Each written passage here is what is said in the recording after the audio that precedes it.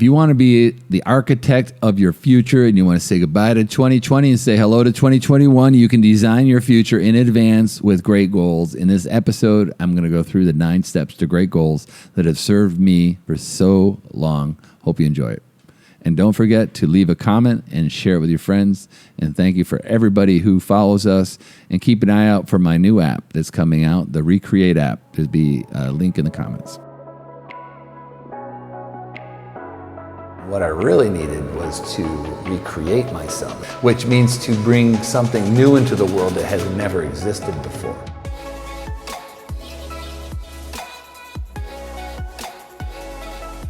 I'm going to teach you today how to design your future results in advance with 9 steps to great goals. Very simple way to design your life using the power of goals. And after 2020, man, do we need good goals for 2021. Mm-hmm. Right, Steve? Mm-hmm. Crazy. Yeah. I was in Colombia last week celebrating the New Year, and we were in a restaurant enjoying a nice Colombian dinner. And this young lady was sitting there, and I asked her what she was doing. It was a little quaint pub, and she says, "Well, I'm working on my goals." I was like, oh, my God, I forgot to work on my goals. And I was like, great, tell me about your goals. And she was an assistant that lives in L.A., and she was exiled to virtual employment, and now she moved to Colombia for the interim to get out of L.A. because the L.A. had the lockdowns, and she's making goals about her life, and she's an assistant, which is kind of cool, right? Yeah, so she said... What were her goals now? Did she say what her goals were in the future? She didn't have it. Well, I said, what process are you using to make goals, which is inspiring me to do this show about the importance of goals. And it occurred to me that I'm very good at making goals. And one of the few courses I've not made in my program or in my app is a goal setting workshop. And I've done many over the years, but I kind of dusted off my books, and I'm going to assemble the 9 steps to great goals that I've assembled from a lot of inspiration. Jim Rohn was one big inspiration, but I've learned a lot about goals over the years. And I want to break it down to 9 steps. So she wanted to be in the music industry, and she wanted to make a living somewhere, either doing actual music or around music. And because we went through the exercise, the first thing I told her was about Ikigai, the Venn diagram. And she knew what the Venn diagram was, which is the circles that intersect. Ikigai is the intersection of what the world needs, what you actually are good at, what you love to do, and what you can make a living doing. So for her, it was music. Music was intersecting, and whether she was performing or promoting music, right now she's an assistant in a music company, so she's close. So her goals were about getting closer to the center where she's actually performing and getting paid to perform, which is awesome. So I went back to my hotel room, and I put together this 9-step process in Colombia on the eve of 2021. Actually, it was New Year's Day. 2021. It wasn't even the eve. It was New Year's Day, and she was working on her goals, and I emailed it to her today, and now I'm doing this show about it because it's fresh in my mind. I don't want to. Nice. Yeah. Did you do your goals yet? Not really. I actually thought about them, and I was looking at my goals, and they were kind of the same ones I had last year that I didn't accomplish because I just have goals of coaching business and writing a book and different things that I'm in the process of working on. So they're kind of just still in the works. Yeah. But one thing I did have a thought about was to start the new year, like what could I eliminate? Because there was so many things I had going on that I'm like, maybe this is a year where instead of adding more goals, I see what I can cut away from or what I could detox from. Like what could I stop doing? Give myself like a reset, like use the new year as a reset instead of just adding stuff. Yeah, so. I completely agree with that. I mean, goals are about cutting away is a big goal. Stop doing goals. But these are the 9 steps that I came up with. And if you are listening and you want to go along with this in a workshop environment, we're going to put a link to the actual worksheet I created for this young lady. And you can play along at home, if you will. But the first part about setting goals, step number 1 in setting goals is the process of learning and believing that you've already accomplished many, many things. So the number one step is to write it down a list of 5 accomplishments that you have done in your life that you are most proud of. Right, Steve? So you're not just dumping into what you want. It's like, oh, I already can do a lot of things. And you get that feeling, that good feeling. You get your blood flowing in that way, your mind and that energy. I like that. Yeah, and I went through a few of my own, things that I was proud of, and it was hard to do that. You got to get it down to just 5 if you think about it. And I was proud of I survived a terminal illness and transformed. I kind of lumped that into one thing. I'm very proud of that I was able to lift myself up. I was proud that I knocked on doors and grew to be the CEO of a company. I was pretty proud of that. I was proud of being a scholarship athlete in college. I was proud of being a father that always provided a predictable, safe place for my children to live. I was proud of, what else? What were you proud of? The instant one comes to mind is the dunking one. Yeah. Able to prove to myself I can go dunk, because that was just a huge one that set me on the path to doing all of that. Mm-hmm. College, graduating, getting the job, finishing that, and then also leaving that job and finding more jobs that I align with my passion. And a lot of things I'm proud of are like the mindset I developed from all of that, because when I look back, when I talk to people, it always comes back to the mindset. So I was able to somehow use these things that were tough in my life and develop a mindset that allowed me to do even more. And my work ethic is one thing I'm really proud of. Yeah. And I can't believe how far you've come in the little time I've known you. So you're always making massive progress. And a lot of times we always want more. We don't stop to look backwards and see how far we've come. That's an interesting one. I've never heard that to start goal setting. I read this document that you sent, but it's really cool to start goal setting with a little bit of gratitude. Yeah, so do that and believe in yourself, have confidence, and confidence means the actual translation of that word means intensely trust yourself. And then develop an identity around your goals. Be in identity, have an identity management about who it is you're becoming and who you are, because identity means repeated beingness. So it's funny how all these words kind of collide. Ikigai is your beingness. The identity is your repeated beingness, and your confidence is having intense trust in your identity. So all these things come together. After the first step, you not only kind of know who you are, but you're also proud of what you'll be able to accomplish, what you can do. So here's another question. Number 2, before you get into the things you want to do or cut away, is what are your reasons for doing well? So you list the reasons that you want to do well. Poor outcomes usually happen because people don't have good reasons. So bad outcomes come because people don't have good reasons. And reasons are different because everybody's wired a little different. The concept of what turns you on. Like, what is it? Is it recognition? Is it you want to win? Do you want to compete? Do you want to be motivated because others depend upon you, or you have family that you want to help? Do you have a cause that you're passionate about? Is benevolence a big deal to you? The power to share? I always like that. I liked those questions because when I was reading those questions, I was thinking people don't even ask that. They just have these goals and they don't even know why they really want the goals, but the why is the driving force. But also I like the questions because, like you said, it doesn't really matter what your driving force is. If you want the recognition, there's nothing wrong with that. Sometimes people say, like, I don't want to do that because it seems egotistical or whatever. But if it helps the world in the end and it's what drives you, everybody has a different driver. If you can get clear on that, then you're lining up your goals properly. Yeah. I mean, most people have some level of desire to contribute. And I know in our world, I see this all the time with people that have stretched themselves away from corporate America and are out there trying to influence people in a good way. They're trying to help people, like you help people dunk and you help people get more energy in your own teachings. And then I notice a lot of times you do it for free.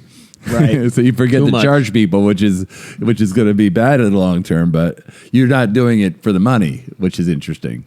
I think you need the money to live the life you want to live. Right. And same is true for me. Like my relationship with money has changed. So my reasons for doing well have nothing to do with money.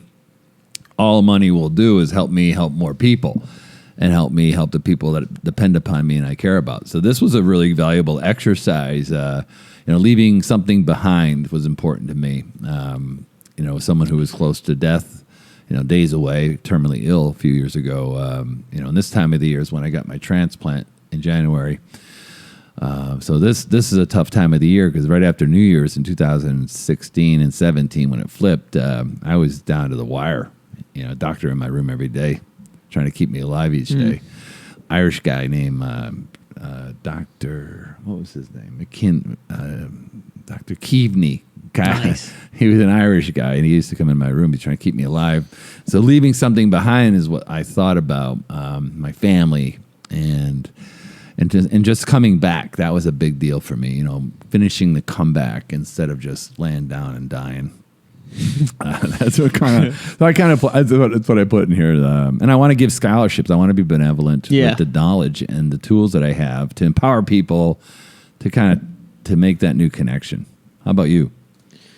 It's a good question. It's a really big question. I think that I like to just help people live better. It's a really vague thing, but in the end, it's like, what do I do that helps people feel better? A lot of what I do is I like creating content. I like making videos. I like pushing myself to the limit. And so if I can combine those things with helping other people do the same, that really fulfills me. If I make a funny video and people laugh, that makes me feel great. And I think that's kind of something I love to do because I'm very expressive. So if I use my expression to help others, I feel great about it. So that's kind of where I'm headed. And it's kind of like you said with the money thing, it's tough to monetize that because I just love doing it and it's just entertainment and expression. So it's kind of like being an artist, trying to make money as an artist. It's a tough path. You just kind of follow it and see where it goes.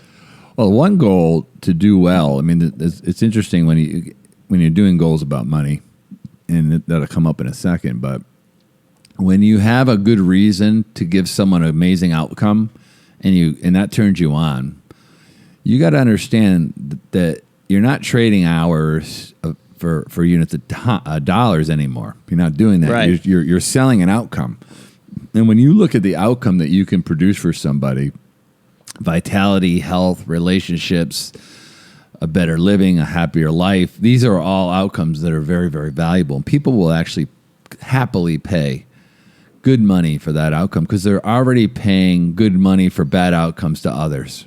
Right. Very, very, very, very routinely, people are just paying money for mediocre shit. You know what the word mediocre means? No. Well, I know, but I forget what the word. It means the middle of the mountain. Meaty is middle, and ochre I think is a rugged mountain. It's like you're climbing a rugged mountain, you just stop in the middle. And there's so many products about that are so mediocre that people are already paying for.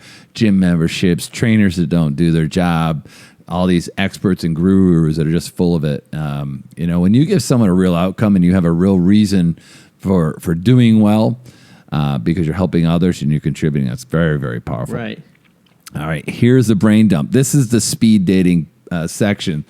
So you take a piece of paper out and this is step number 3, you write down everything that you want to accomplish in your life.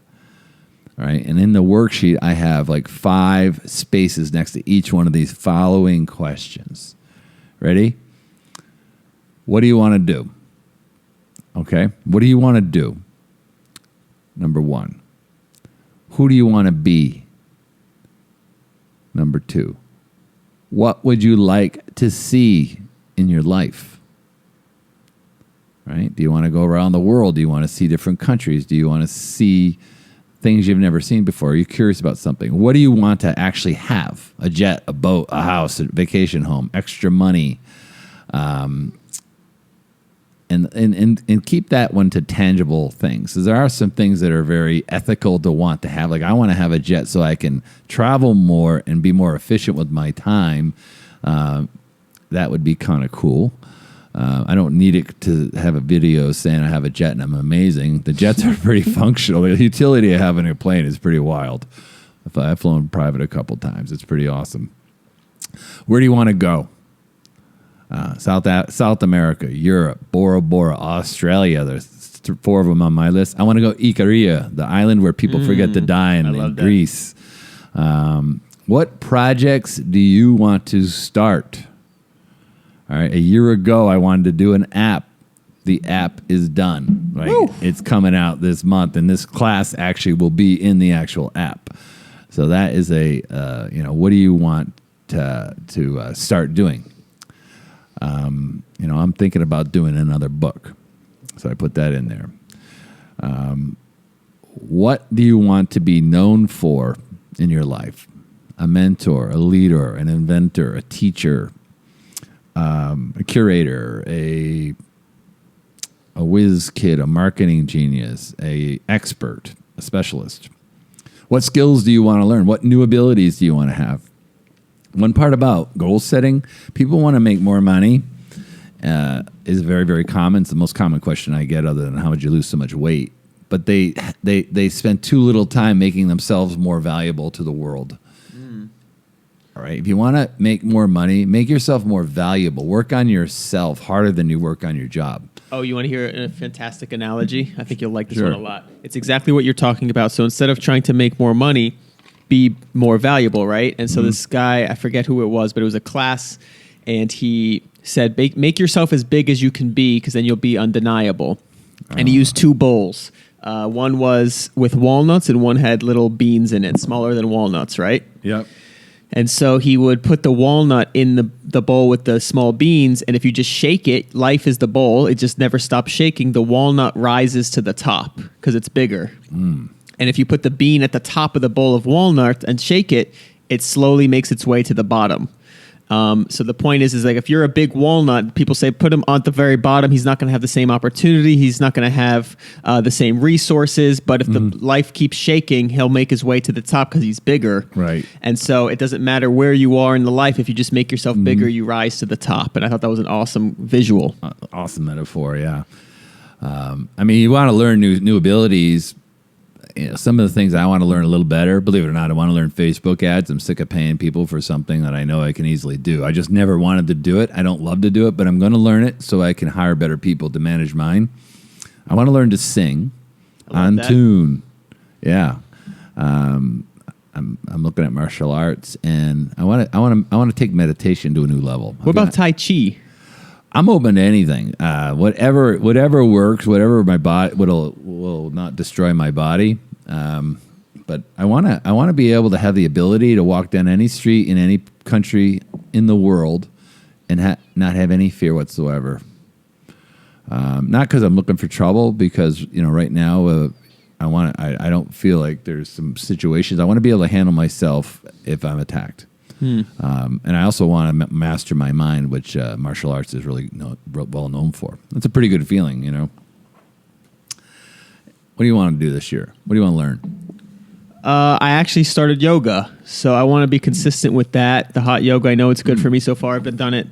I'm trying to do it at least twice a week and just stick to it consistently and really just master my body in that way, because I'm all about the health in different ways and mastering your mind as well. And that's like one of the best, connecting your mind, focusing, the breathing, and mastering every little inch of your body. So that's a big one. Other than that, I don't know. I'm not too sure. Yeah, you just pop your brain. This is a brain dumping session, and you and I are having a little dialogue over it, but maybe it'll prime somebody to write down things that they want to learn to do.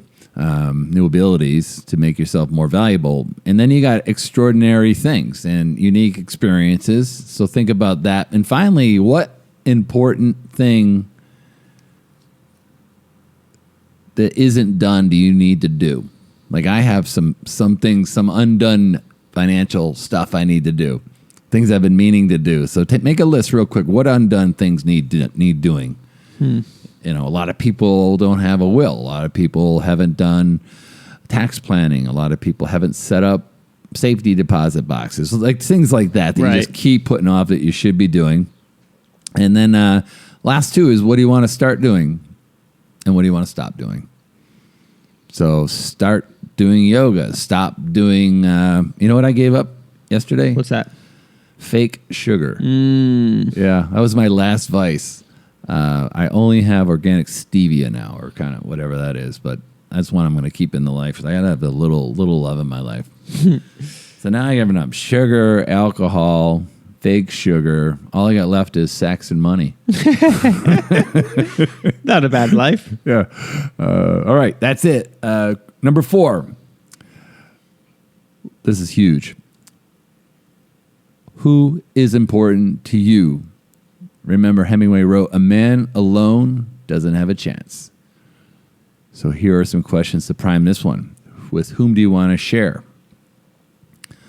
Who is depending upon you? Who will suffer or fail if you stop trying? Right, who will be affected if you don't make your goals? Who will benefit if you succeed? Who can you help once you do it? And what will you leave behind for others? Think about that, right? It's like life's important question in reverse. Like, who's important to you in your life? This is kind of a cousin of reasons for goals, right? Mm-hmm. And that's step number 4. Step number 5. This is a really cool exercise. Go through your list. You should have at least 50. You could have more. I don't really care. And you want to put a little number next to every single goal you wrote down. 1 year, 3 years, 5 years, 10 years, or 10 plus. Remember, a goal without a deadline is not anything. The moment you put a deadline on your dream, it becomes a goal. All right, so put that in real quick. So go through the exercise and put down the goals that you want to accomplish. So if you think you can accomplish it in 1 year, put it down there. And everything should be a little bit of a stretch. Steve, you ever heard me tell anybody that you should be a little bit embarrassed if someone got to look at your goals? Yes, Yeah, we did that when we set up our own goals. It was a while ago, but we did that. That's good. Yeah, you should be a little bit embarrassed. I want to have 1 million followers on social media. I'm pretty close now. If I said that to someone 3 years ago, I think they would have thought I was crazy. Mm-hmm. And I was like, I want 1 million. I want 10 million followers now, and I want 1 million people in my app. Right. So the first step to 1 million in the app is 10,000. So I got to figure out a way to get 10,000 users in that app. Once I can do that, I can scale it to 1 million. I was just talking to somebody about goals actually similar to that, is that when we're like in the moment, you're like, you want to post on social media, you're a little afraid of what people will think or whatever. But if you have giant goals for yourself, it's such a small moment that you don't even realize. Like, for example, if I have these giant goals to get 1 million followers, right? And I'm at, say, 20K, and I lose a couple followers, someone's like, oh, that's going to hurt. I'm like, I have way bigger goals that this little tiny instance on this path doesn't even bother me whatsoever. So if you have those giant goals you're going for, it makes the moments a lot easier as well. Well, if you've done a good job with your reasons and who depends upon you, and you go back to your goal of who depends upon you, I put three degrees. Who's like my tier 1? These are people I talk to almost every day. I certainly think about them every day. I pray about them every day. And then tier 2 are people that I'm, maybe in the week, I'm certainly in their thoughts and they're in mine on a weekly basis, if not more. These are tier 1 friends and relationships, my mentors. And then the tier 3 are my, people I work with and people that I enjoy and that are, I'm building relationships with. How many people do you think are in all 3 tiers for me? Just guess. All 3 tiers. How many? All 3 tiers. Tier 1, my tight friends, family, tier 1 relationships. My tier 2s. And my tier 3s. How many do you think it is? These are the people that I would be inclined to call it Christmas. How many do you think it is? 5. It's 20. Wow. It's about 20. Yeah. There's 5 in the first one. There's about 5 or 6 in the second one. There's about 10 to 15 in that last one. I could actually add more. You know what I do? I go through my text messages. I was doing this. I went through all my text messages for the last 3 months. Yeah. If I haven't texted you in the last 3 months, you're probably not a tier anything. Yeah. Right? So if you have that lined up, by the time you get down to, stretching yourself and having good reasons for a goal, this is 2021. You probably had a crazy year last year. A lot of people had their best year ever financially, but I'm sure there's something missing. If you got 2020'd, right? It's not 420'd, it's 2020'd. Yeah. Something happened to you and you want to get out of it. Like, put a goal in there, physical goal, right? A financial goal, a career goal, a relationship goal, a a mental health goal. Put those in. All right, here's step 6. This is awesome. Now you got to pick 4 and only 4 top 1 year goals. Right? So you got 50, maybe you got 7 or 8 ones, you got to pick 4. Can't chase everything. When you have too many priorities, you have no priorities. And a lot of people don't realize the word priorities, the way it's interpreted these days, is inaccurate. Prior means one.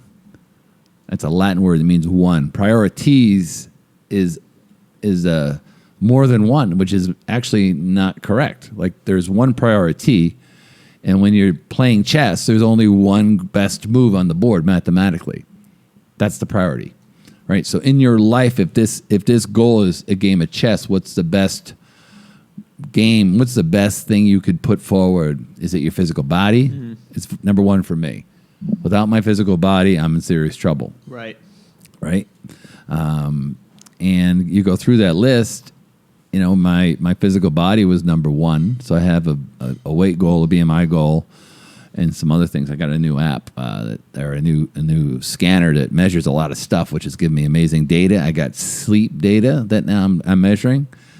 I have a relationship goal. I have a financial goal, and then I have a philanthropic goal. So things I'm going to earn, things I'm going to learn, and things I'm going to return. Nice. My model. How about you? What do you think one of your great goals is, if you want to share? One of my great goals for this year, maybe financially, like hit a new threshold of money I've made for the year, just because I haven't really ever focused on that. I've always just focused on getting better, and I've never turned that into it. But maybe, I don't know. I haven't been healthy in a long time physically, like 100%.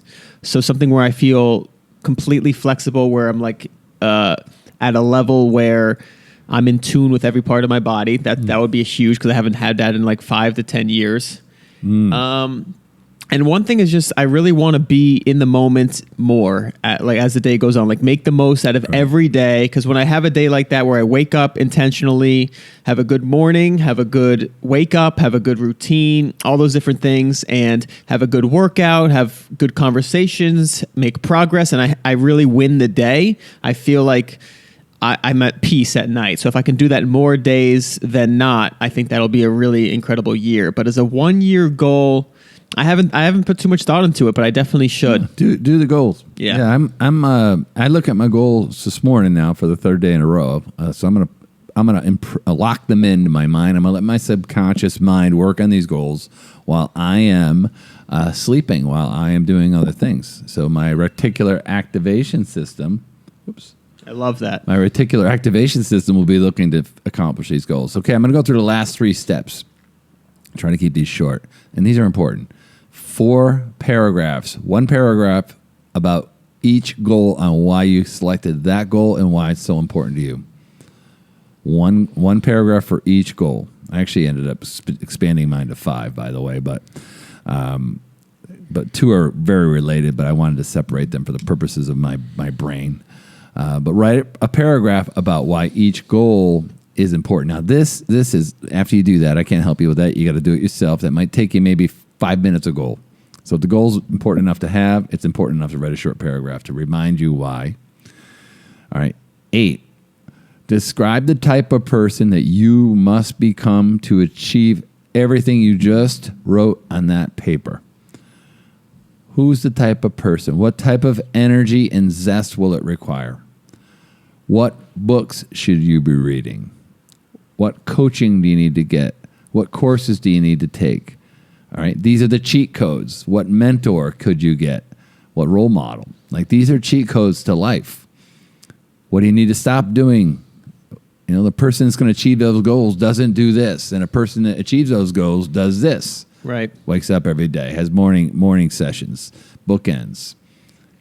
What do you think about that? Love that. And I also reminds me again about the same book I was reading last night. Talks about the habits and these desires, because these goals are desires.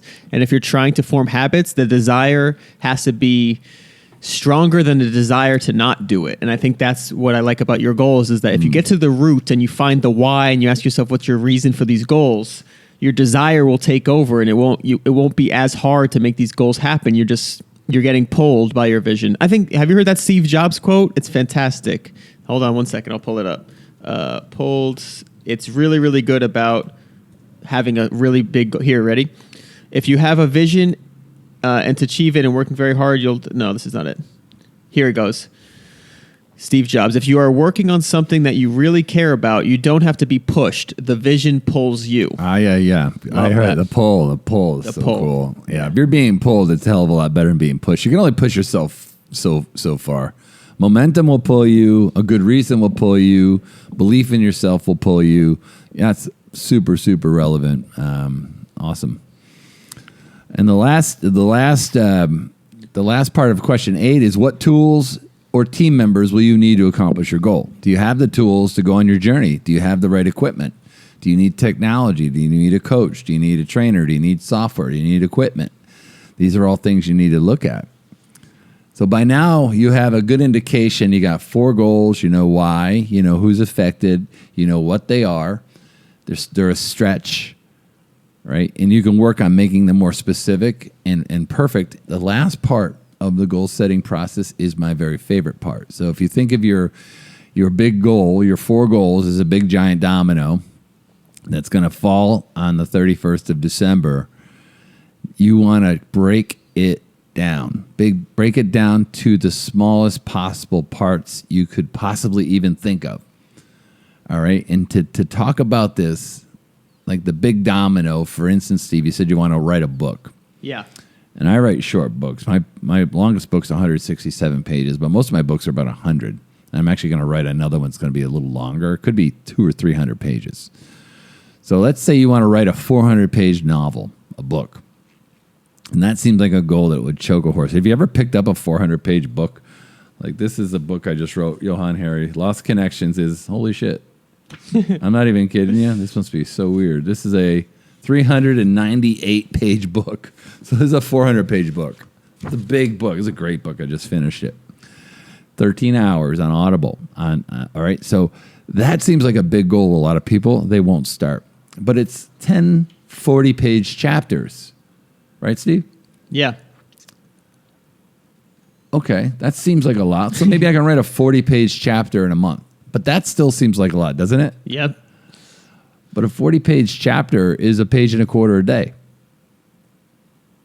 So can you write a page and a quarter every day?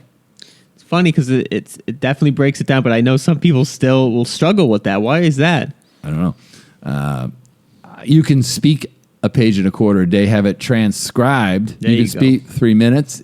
A page and a quarter is only 4 minutes of transcription.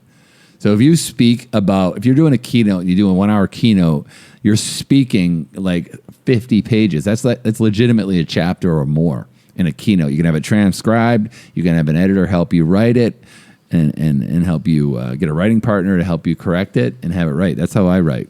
I write through speaking. Or, maybe a paragraph an hour for 3 hours. That's a page. Or maybe just one paragraph. Or maybe just one line. That's it. That's the method of getting great goals in 9 steps. So take each step, each goal, and write a paragraph about why it's important, then break that sucker down to the first sentence, the first step, the first line. In a TMA, what is it? In a TMA di medium vecti, right? That's it. Once you started, you're halfway done. That's what the Romans say. Hope this helps. There's a link in the notes with the link to the Google Doc, no strings attached. And make sure that you look at joining my app. There will be great teaching and packs in the app and daily dominoes to help you advance yourself and pull you into success.